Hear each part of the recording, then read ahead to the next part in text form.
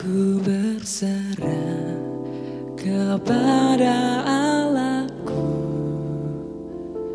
di darat pun di laut menderu. Tiap detik tak berhenti, Bapa Surgawi terus menjagaku.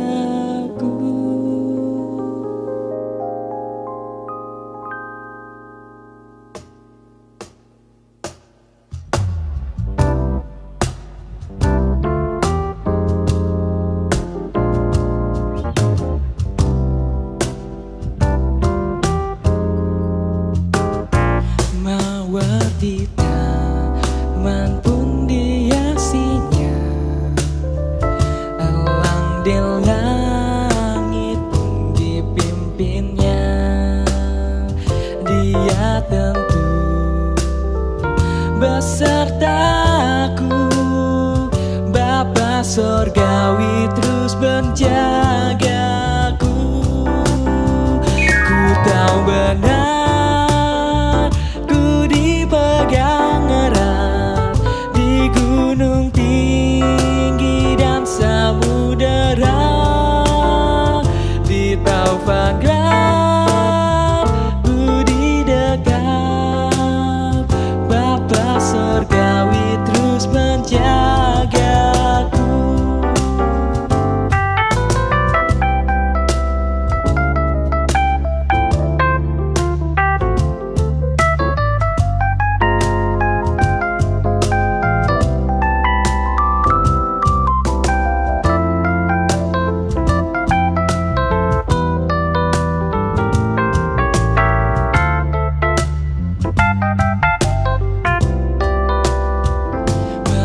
Berjalan di lembah gelap, Gembala baik membimbingku tetap. Ku dihantar dan tak gentar, Bapa Surgawi terus menjagaku. Ku tahu benar ku dipegang erat di gunung tinggi dan samudera, di taufan gelap budi dekat, Bapa Surgawi terus menjagaku. Ku tahu benar ku dipegang erat di gunung tinggi dan samudera, di taufan gelap budi dekat, Bapa Surgawi terus menjagaku. Bapa Surgawi terus menjagaku, Bapa Surgawi terus menjagaku.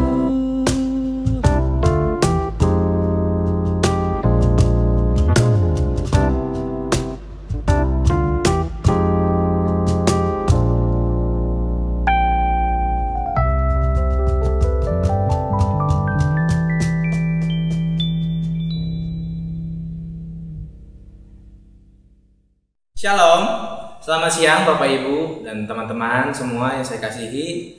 Saat ini kita masih dalam kondisi PSBB, sehingga Maranatha Family Fellowship masih diadakan secara online. Saya Ferly Jeremy Purnawan Apiang, mahasiswa dari jurusan Sistem Informasi, dan saya berada di Kota Karawang, tentunya di rumah saya. Akan menemani Bapak Ibu dalam Maranatha Family Fellowship Jumat 5 Februari 2021 dengan tema Laksanakan Kewajibanmu. Namun sebelum memulai ibadah hari ini, mari kita bersama-sama menyiapkan hati kita di dalam doa. Ya Bapak, saat ini kami anak-anakmu berdoa memohon kasih dan karunia-Mu supaya Engkau hadir di tengah kami.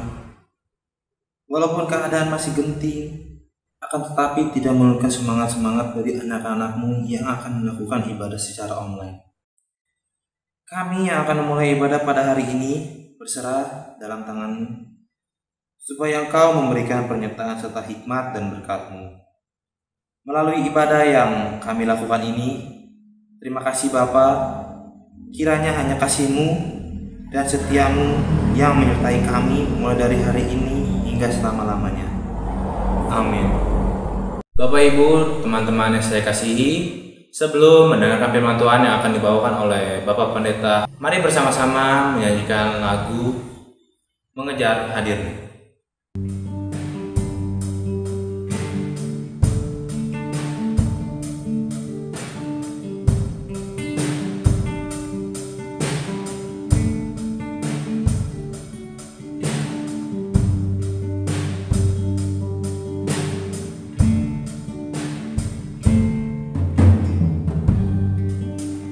Dekat padamu, itu rinduku.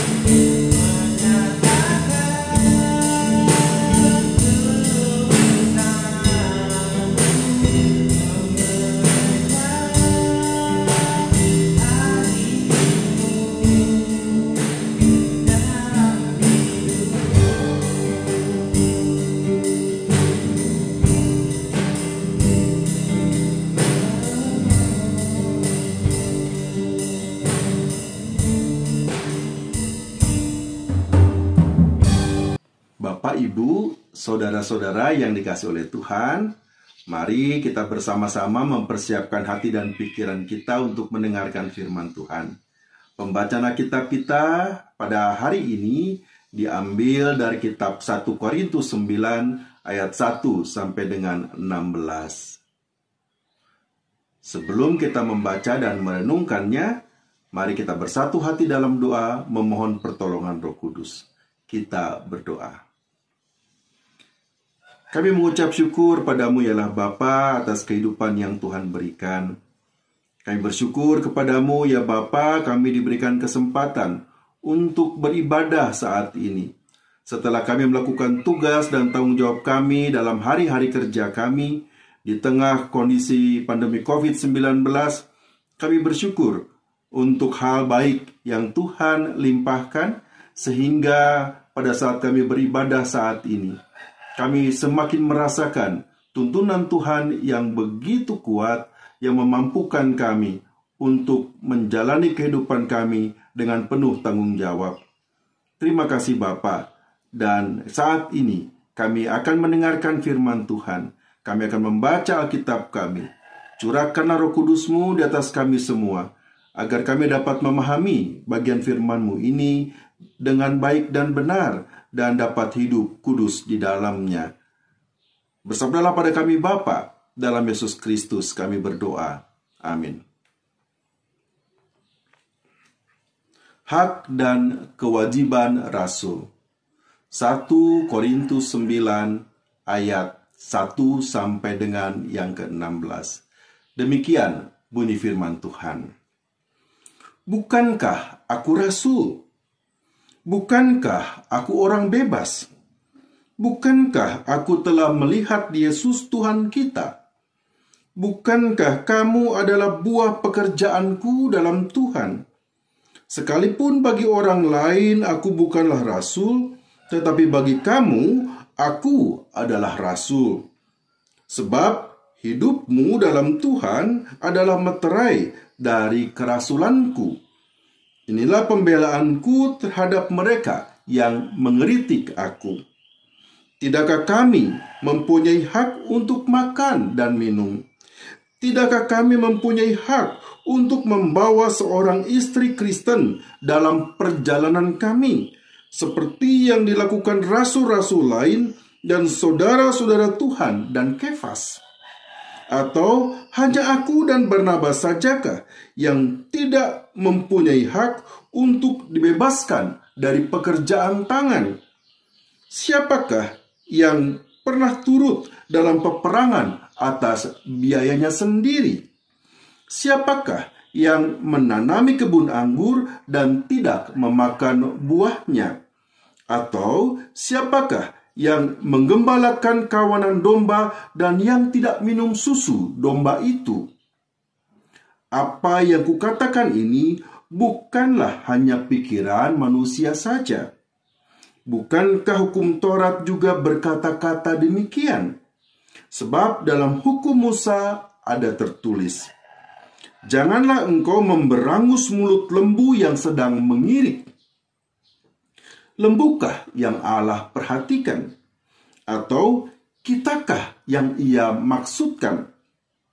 Ya, untuk kitalah hal ini ditulis, yaitu pembajak harus membajak dalam pengharapan dan pengirik harus mengirik dalam pengharapan untuk memperoleh bagiannya. Jadi, jika kami telah menaburkan benih rohani bagi kamu, berlebih-lebihkah kalau kami menuai hasil duniawi dari kamu? Kalau orang lain mempunyai hak untuk mengharapkan hal itu daripada kamu, bukankah kami mempunyai hak yang lebih besar? Tetapi kami tidak mempergunakan hak itu. Sebaliknya, kami menanggung segala sesuatu, supaya jangan kami mengadakan rintangan bagi pemberitaan Injil Kristus. Tidak tahukah kamu bahwa mereka yang melayani dalam tempat kudus mendapat penghidupannya dari tempat kudus itu, dan bahwa mereka yang melayani mezbah mendapat bahagian mereka dari mezbah itu. Demikian pula Tuhan telah menetapkan bahwa mereka yang telah memberitakan Injil harus hidup dari pemberitaan Injil itu. Tetapi aku tidak pernah mempergunakan satu pun dari hak-hak itu. Aku tidak menulis semuanya ini supaya aku pun diperlakukan juga demikian. Sebab aku lebih suka mati daripada. Sungguh, kemegahanku tidak dapat ditiadakan siapapun juga. Karena jika aku memberitakan Injil, aku tidak mempunyai alasan untuk memegahkan diri.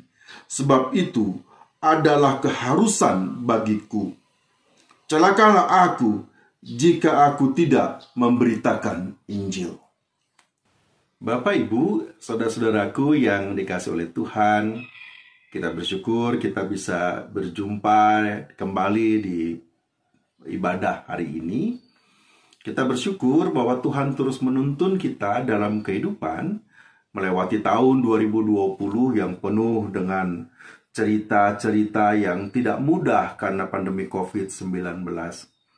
Kita harus berkreasi, kita harus bisa melakukan langkah-langkah yang tepat dan terbaik menyikapi kondisi pandemi COVID-19, khususnya bagi para dosen, bagi para pimpinan untuk menentukan apa yang terbaik bagi mahasiswa kita. Dan ketika saya mendapatkan tugas untuk memimpin pagi hari ini dan mendapatkan bagian Alkitab yang menjadi titik percakapan kita, saya teringat kepada seorang rekan pendeta yang sudah tidak ada, yang sudah meninggal dunia.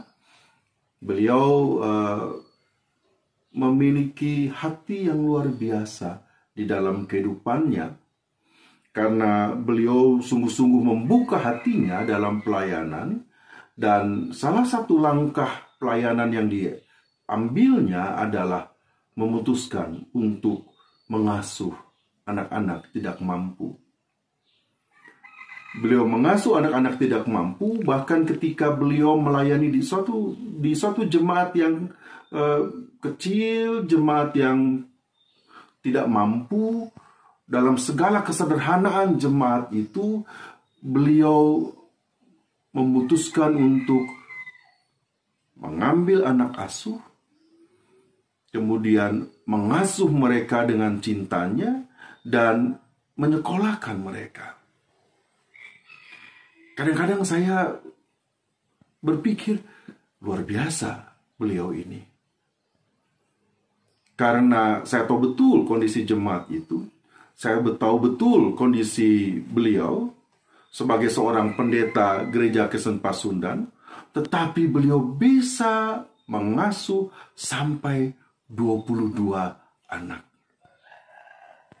Jadi kalau dengan anak kandungnya, beliau punya 4 orang anak, tapi 1 anak meninggal karena leukemia, sehingga 25 anak diasuhnya. Mereka disekolahkan, mereka kemudian sampai menikah, beliau yang menikahkan mereka. Dan saya ketika praktek di jemaat beliau, waktu saya mahasiswa dulu,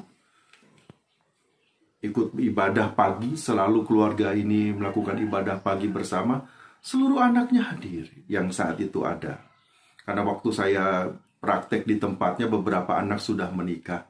Jadi tidak banyak anak lagi. Waktu itu saya hanya sekitar 10 anak yang ada di rumah beliau. Dan bagi saya, berdoa pagi bersama itu sungguh menguatkan. Dan ketika selesai doa pagi, sarapan bersama, dan ketika sarapan selalu muncul 1 orang anak asuhnya yang kebetulan mengalami sakit yang berbeda, skizofrenia. Ya, dengan baju kumuhnya, dengan bau badan yang tidak enak, tapi disambut untuk makan bersama. Saya pernah bertanya kepada beliau, mengapa Bapak mau mengasuh begitu banyak anak dalam segala keterbatasan yang Bapak miliki? Beliau hanya mengatakan, saya percaya akan kuasa Tuhan. Saya percaya akan kasih Tuhan. Dan Bapak Ibu, saudaraku yang dikasih oleh Tuhan, anak-anak ini tidur bersama di kamar-kamar yang ada. Bahkan kalau mereka tidak mendapatkan ruang di kamar, mereka tidur di ruang tamu. Bahkan tidak jarang juga yang tidur di gedung gereja. Mereka membersihkan rumah, mereka membersihkan gereja, mereka melakukan apa yang bisa mereka lakukan setiap hari. Percaya bahwa kasih Tuhan ada. Percaya bahwa Tuhan itu hadir, menjadi kekuatan bagi pendeta tersebut. Dan seharusnya keyakinan ini juga menjadi milik kita. Percaya bahwa Tuhan itu hadir. Kepercayaan ini, Bapak Ibu, saudaraku, dimiliki oleh Rasul Paulus. Rasul Paulus percaya bahwa ketika Tuhan memanggil dia untuk melayani Tuhan, dia percaya bahwa Tuhan bukan sekedar memanggilnya, tetapi Tuhan sungguh hadir di dalam kehidupannya. Hingga perjumpaannya dengan Tuhan membuat Rasul Paulus kemudian memutuskan bahwa dia bukan sekedar memberitakan mengenai Injil Kristus, tetapi dia menghidupkan Injil Kristus itu di dalam dirinya. Hingga dikatakan dalam bagian Alkitab kita, bukankah aku telah melihat Yesus Tuhan kita? Perjumpaan dengan Yesus ini membuat Rasul Paulus percaya bahwa Yesus hadir di dalam dirinya. Dan Yesus yang hadir di dalam dirinya itu memampukan Rasul Paulus untuk melayani dengan sepenuh hati. Kehadiran Yesus itu membuat Rasul Paulus melakukan pekerjaan-pekerjaannya tanpa beban apapun. Hingga sangat wajar Rasul Paulus menjadi sedikit emosi ketika orang seolah-olah mengatakan dia mengambil untung dari pelayanannya. Karena bagi Rasul Paulus, dia tidak pernah memperhitungkan itu. Walaupun sebenarnya keuntungan itu, walaupun sebenarnya apa yang didapatkan dari pelayanannya itu merupakan haknya. Tapi Rasul Paulus tidak mau memperhitungkan hak-hak itu. Dalam bacaan Alkitab kita, sungguh terlihat semangat itu. Rasul Paulus tidak sibuk memperhitungkan haknya. Tetapi yang paling penting adalah bagaimana dia melayani. Bagaimana dia memberitakan Tuhan itu hadir dalam kehidupan jemaat. Itu disebutkannya, sebab hidupmu dalam Tuhan adalah meterai dari kerasulanku. Rasul Paulus menegaskan bahwa jemaat bertumbuh, jemaat mengalami kasih karunia Tuhan, merupakan suatu hal yang menyukacitakannya. Bapak, Ibu, saudaraku yang dikasih oleh Tuhan, bagi Rasul Paulus, hidupnya adalah milik Tuhan. Dan semua anugerah Tuhan itu adalah hal yang indah. Hingga Rasul Paulus jelas menegaskan bahwa seluruh keberadaannya adalah anugerah Tuhan. Kita bisa lihat itu dalam Filipi 1 ayat 12 sampai 26, bagaimana Rasul Paulus menghayati bahwa seluruh keberadaan dirinya adalah anugerah Tuhan.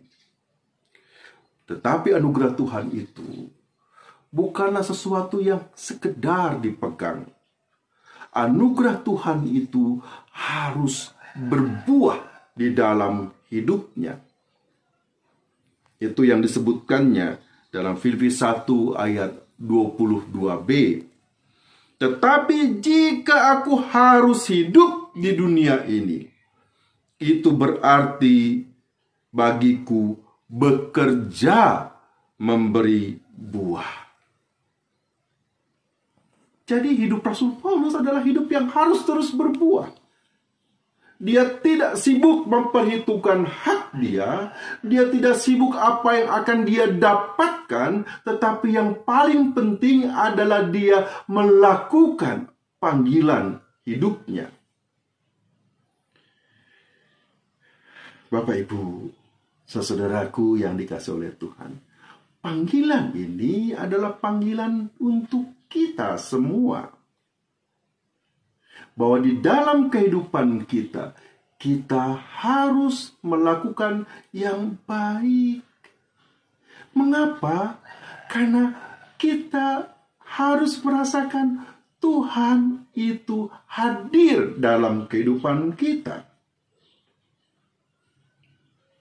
Terus terang Bapak Ibu, saudaraku yang dikasihi oleh Tuhan, dalam beberapa waktu terakhir ini, saya tergugah dengan pengingatan oleh seorang rekan pendeta, Sekum PGI, bahwa kita seringkali hanya melihat Tuhan,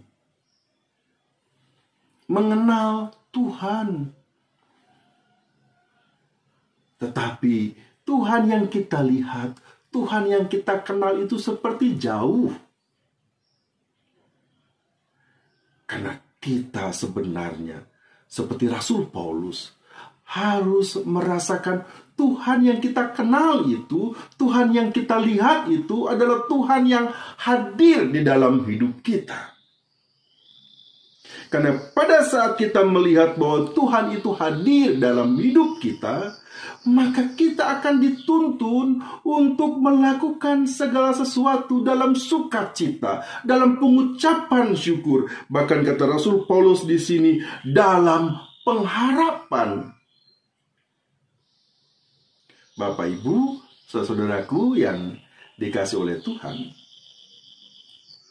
melakukan segala sesuatu dalam pengharapan, di dalam syukur, dalam percaya bahwa Tuhan sungguh hadir, akan membuat keputusan-keputusan kita menjadi berbeda. Akan membuat tindakan-tindakan kita menjadi berbeda. Karena kita tidak akan terjebak dengan hanya memperhatikan hak-hak kita.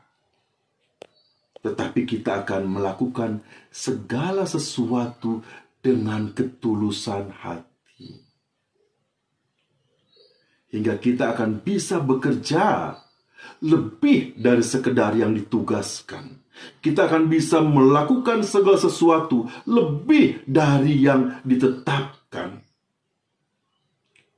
Segala sesuatu akan kita lakukan dengan segala kebaikan yang Tuhan anugerahkan. Dan itu akan berbeda kemudian di ujungnya.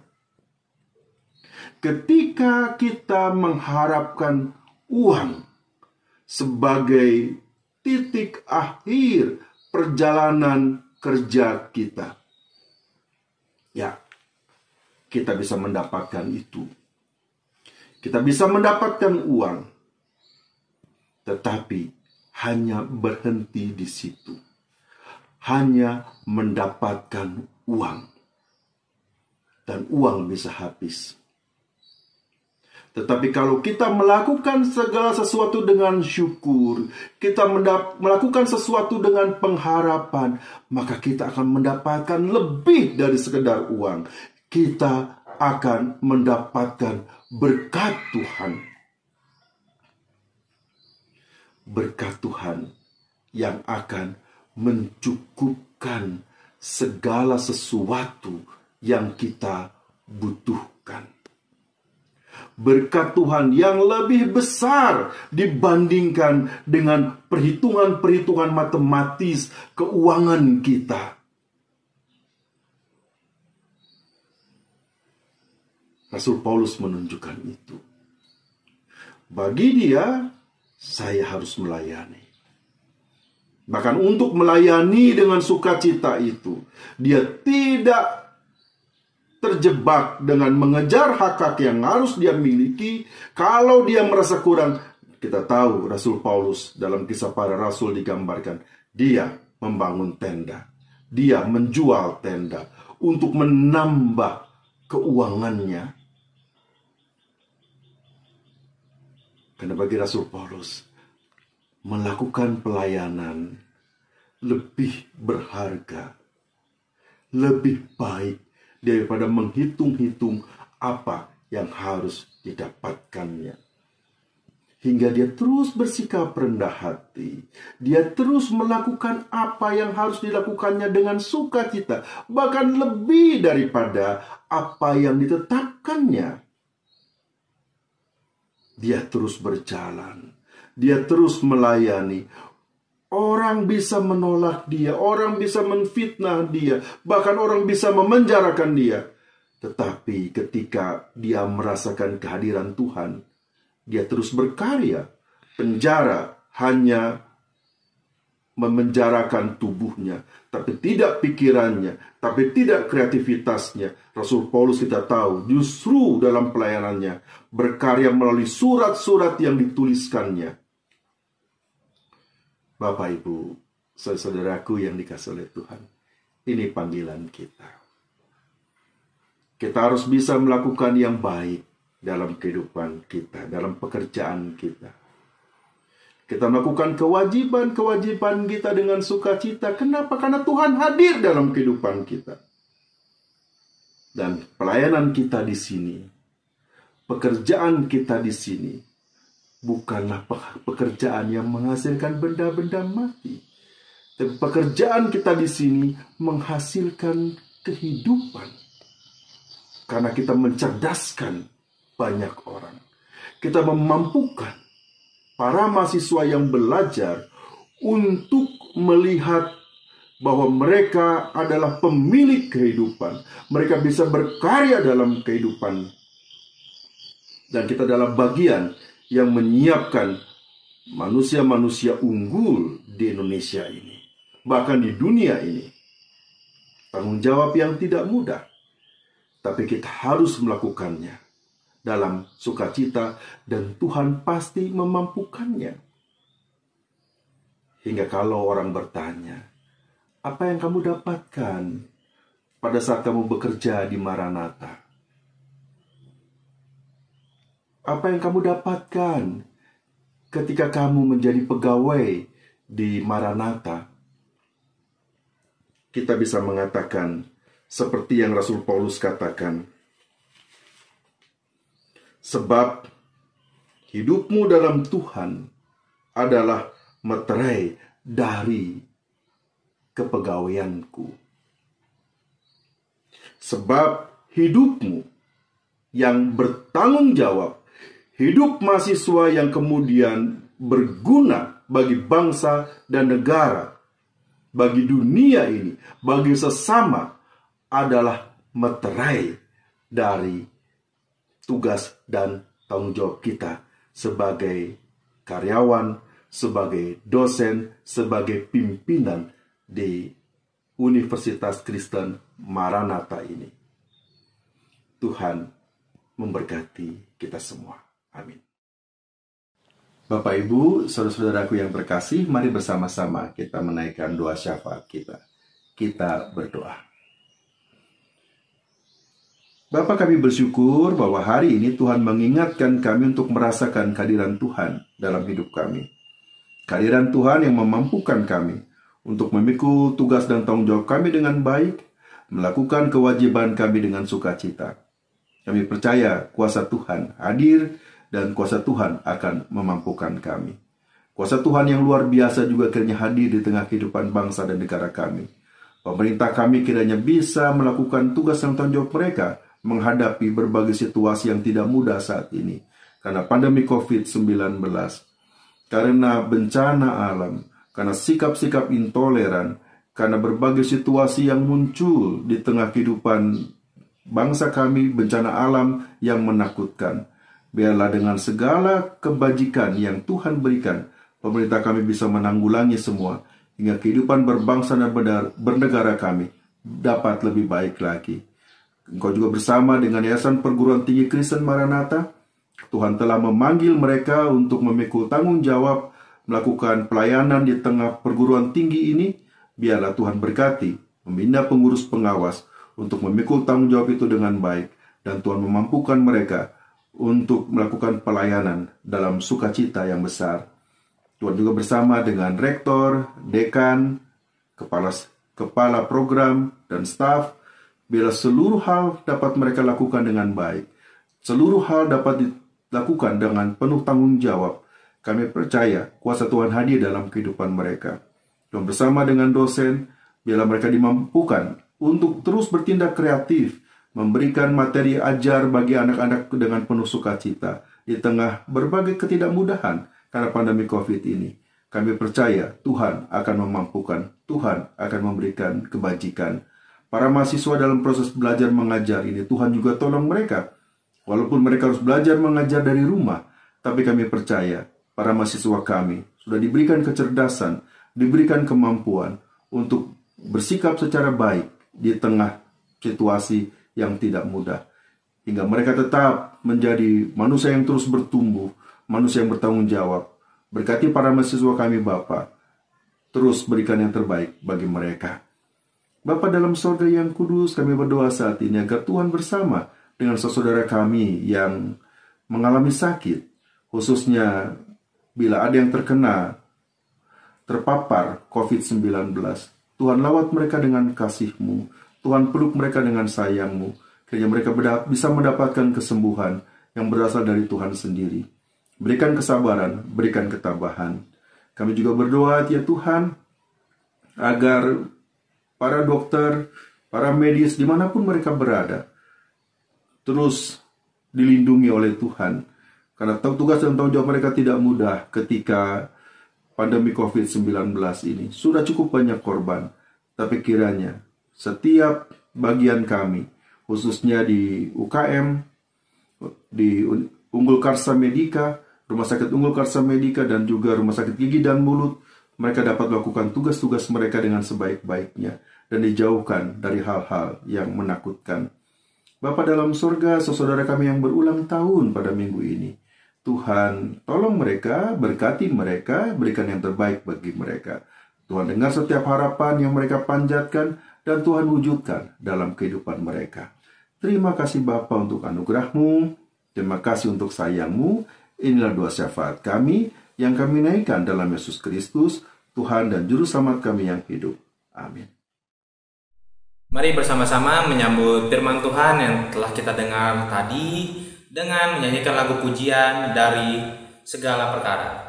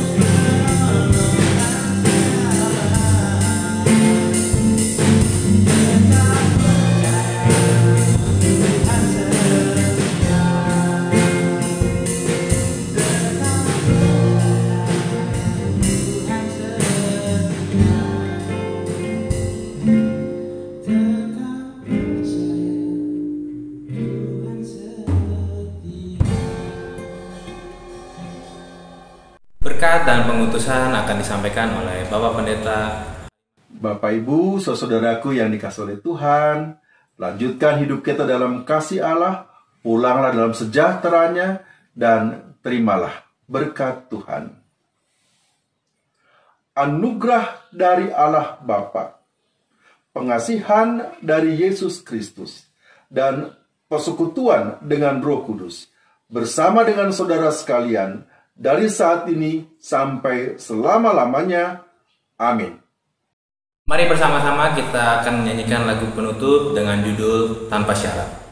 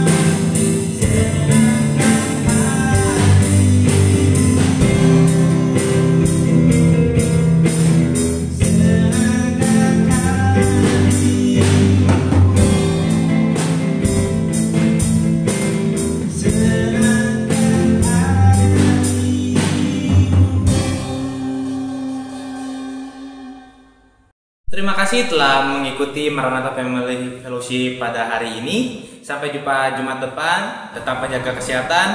Tuhan Yesus memberkati. Bye.